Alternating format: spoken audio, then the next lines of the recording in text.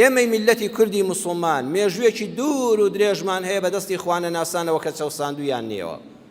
من باسی مێژووی خۆمانتان بۆ دەکەم، مێژوویەکی نزیک کتێبێکمان هەڵبژار بە ناوی نێرگز لە دۆزەخی ئەنفالدا لە نووسینی مامۆستا عارف قوربانی. ئەمڕۆ دەگەینە بەشی پێنجەمی ئەو کتێبە. بەشی پێنجەم لە ستەمێک کە لە مێژووی کۆن نوێدا زەحمەتش دیوە بوو بێ و دووبارە بێتەوە. ئەو دوو کارە ساتەش یەکەم ئەنفالە، دووەم کیمیابارانی میلەتەکەمانە.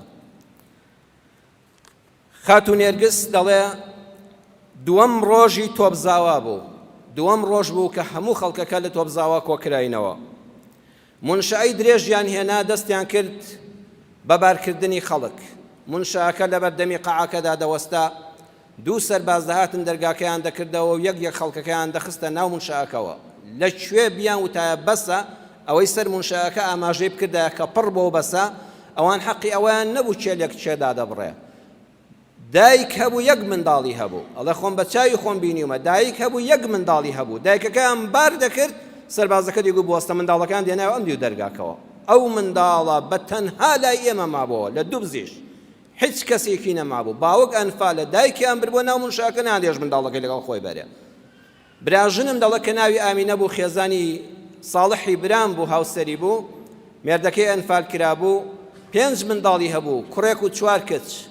دوو کچەکەی و شوانەی لەگەڵ خۆی ڕۆیشتنە دەرەوە و ئاماژەکرا منشاکە پڕ بووە. گوڵەباخ و نەجیبەی دوو منداڵی بچکۆلەی کچ بوون بەجێمان. چ شیوەنێکی ئەو دایکە بوو لەو دیو دەرگاوە و چ شیوەنێکی منداڵەکان لەم دیو دەرگاوە بۆ دایکیان. نانهێش ئەو منداڵانە لەگەڵ یا بڕۆن. وەکو منداڵەکانی خۆم لە باوەشم گرتن، دەهاتنە سەر شان و ملم، شەی وا هەبوو 10 جار خەبەریان دەبەوە و دایانگوت دایەگیان، خەویان بە دایکیانەوە دەبینی. من دەگریام و ئەوانیش دەگریان.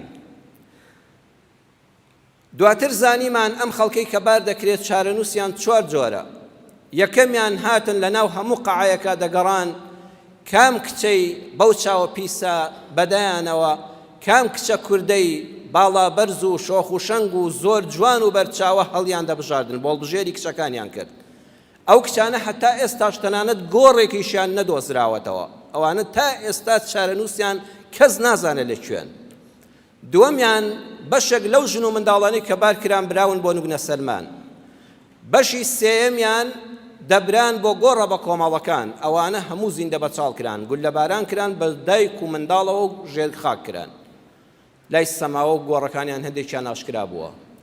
بەشی چوارەم کە نێرگز و منداڵەکانیەتی زیاتر لە 25,000 ژن و منداڵیان لە تۆپزاوە بردووە بۆ دووبس.